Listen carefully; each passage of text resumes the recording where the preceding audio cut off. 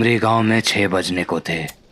भानु, रितेश और उसका छोटा भाई किशन साइकिल लिए खेत की तरफ जा रहे थे, भैया जहां उनके बूढ़े दादा खेत में बैठे उनके आने का इंतजार कर रहे थे। बाहर आ गया साहब। और कितना बोरा है बाबा? अभी तो 6 गो बोरा है, एक बेरी और आना पड़ेगा।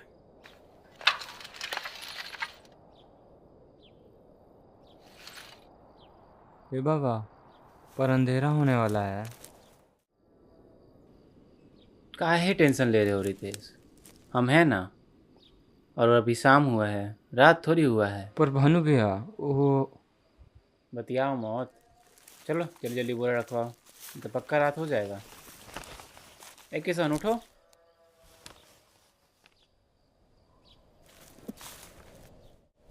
साइकिल पर अपना बोरा रखकर तीनों अपने घर की ओर निकल गए थे,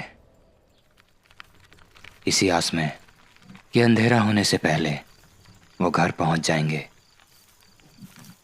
ए रितेश, अगले बार किशन को नहीं लाया जाएगा, ज़्यादा बुरा नहीं है ना अब। हाँ भैया ठीक बोल रहे हैं। ना ना, हम तो आएंगे, हम तो आएंगे, हम तो वही पे करेंगे। अच्छा ठीक है, लेकिन फिर इस चुड़ैल से बचा लोगे ना खुद को। फालतू में डराइए मत, कोई चुड़ैल वुड़ैल नहीं है यहाँ। अच्छा ठीक है, फिर पूछ लो अपने भाई से कि वो चुड़ैल रहती है कि नहीं उस कुएं के पास। हाँ भैया। हाँ, तुमको नहीं पता है? बस झूठ मत बोलो सब, हम जानते हैं ये सब हमको डराने के लिए बोल रहे हो तुम लोग। हाँ हाँ जाओ, मत मानो, जब पौधे खा जाएगी ना तो समझ में आ जाए। बच्चा है भी, मत डराइए। ठीक है।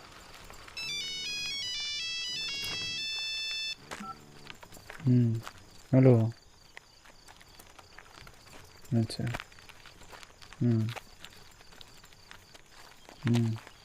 एक मिनट रुको।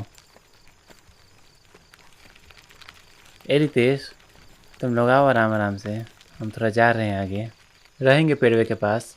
हाँ हाँ जाइए, फोन आ गया तो थोड़े भाई याद रहेगा। जाइए बतियाइए आराम से। ई नहीं सुधरेगा, अभी फ़ोन पे है, नहीं तो बताते इसको। हेलो। अपनी गर्लफ्रेंड से बात करने के लिए अच्छा। भानु उन्हें छोड़कर आगे चला जाता है। भैया भैया, का किसान? कितना गंदा है भानु भैया, अभी से गर्लफ्रेंड रखा है। हाँ, बात तो तुम ठीक करा है, पर क्या कर सकते हैं। किसी को बताना मत, बहुत मारेगा। हाँ, हम नहीं बताएंगे किसी को।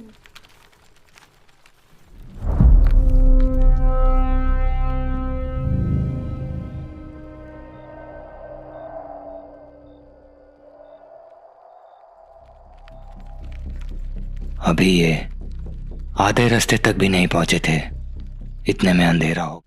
रात हो गया। हाँ, देखना आराम से, आगे गड्ढा है।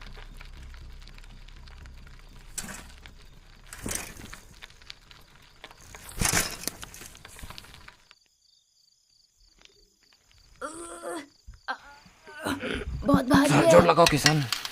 बहुत भारी है। पहली बार में हो गया।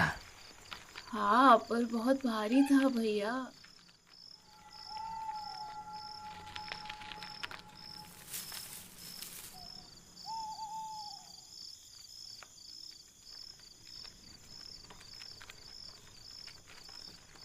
ये किसान, वो देखो तो, साइकिल दिख रहा है क्या तुमको?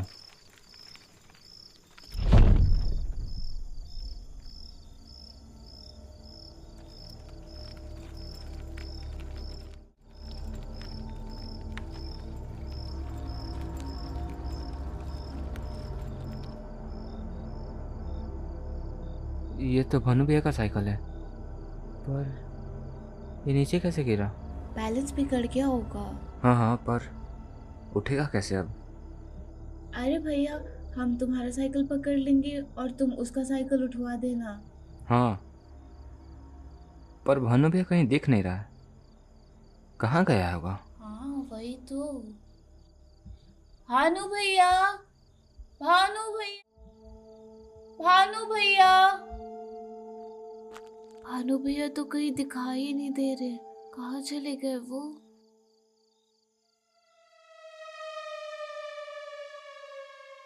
वो कौन है? अरे भानु भैया। ए किसान, थोड़ा साइकिल पकड़ो तो।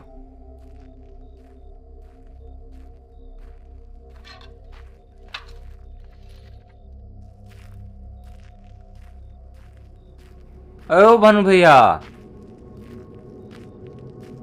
काहे उधर बैठे हैं? रितेश देखता है कि भानु कुएं के पास बैठा हुआ था।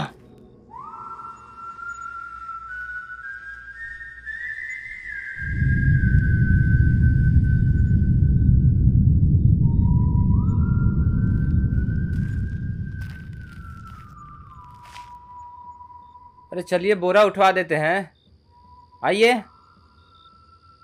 ए भानु भैया। रितेश वहां नजदीक जाकर देखता है तो भानु बड़ा ही अजीब बर्ताव कर रहा था। ए भानु भैया, काहे मजाक कर रहे हैं?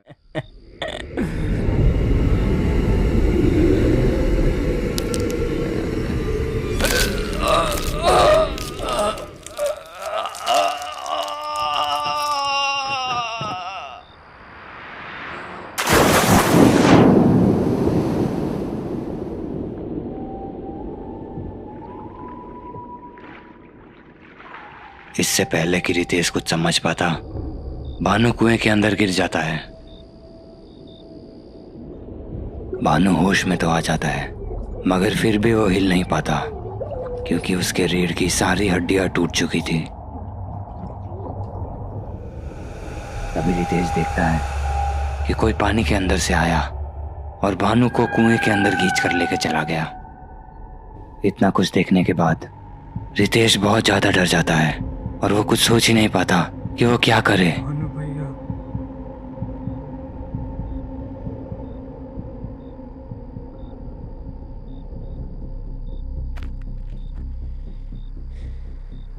जाएगा। अब मैं क्या करूं, कैसे बचाऊं? भैया, किशन, किशन, रितेश पीछे मुड़कर देखता है किशन कहाँ गया? तो अचानक से उसका भाई किशन भी गायब हो गया था। किसान, ये देखकर रितेश और भी ज्यादा डर जाता है।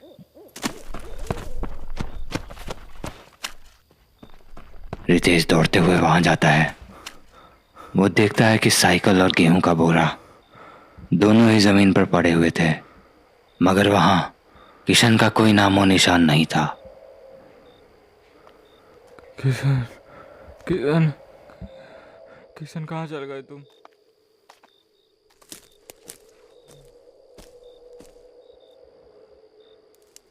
किशन,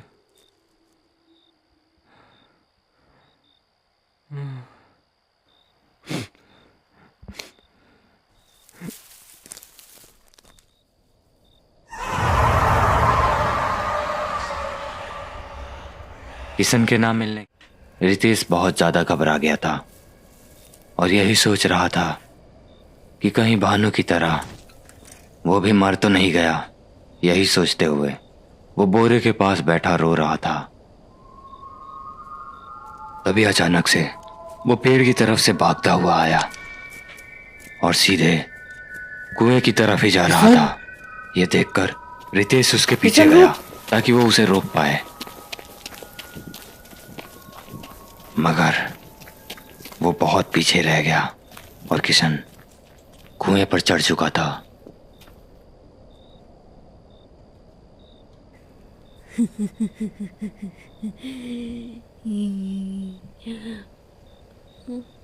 भैया, किसान,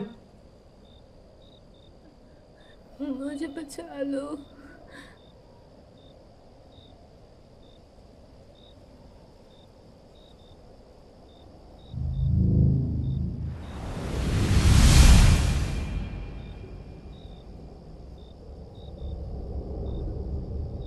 मेरा हाथ पकड़ो किसान, किसान। किशन मेरे भाई।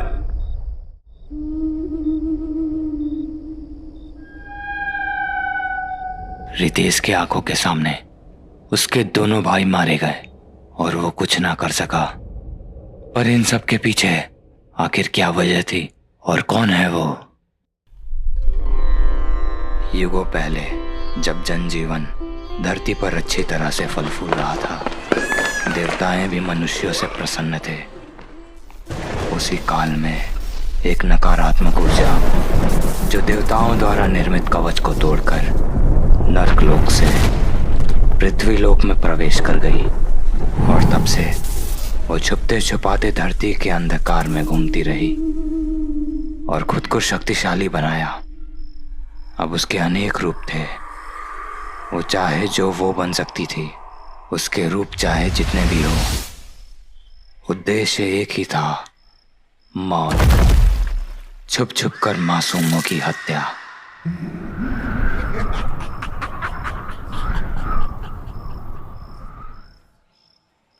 शिकार पर निकले हुए शिकारी की नजर अपने शिकार से नहीं हटती। बेचारा भानु फोन पर बात करते हुए अपने घर की तरफ जा रहा था। इतने में उसकी नजर उस औरत पर पड़ी। उसे लगा कि कोई साधारण औरत है, मगर उसे क्या पता था उसके सामने जो खड़ी थी मौत थी। ये चाची थोड़ा साइड हटिए ना।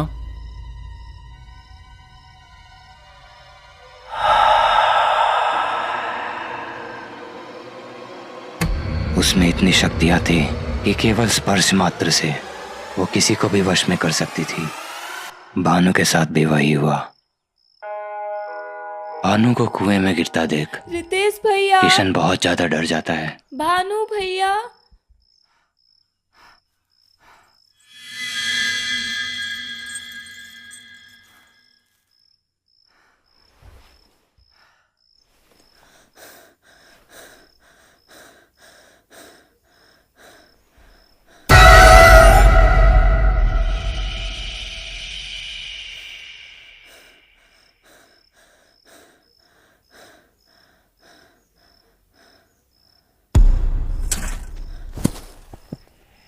बिल्कुल उसी तरह से किशन भी उसके वश में आ जाता है।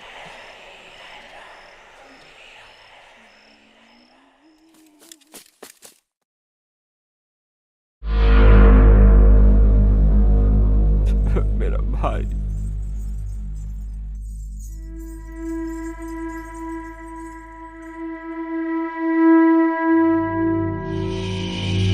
रितेश वहीं कुएं के पास बैठकर रो रहा था।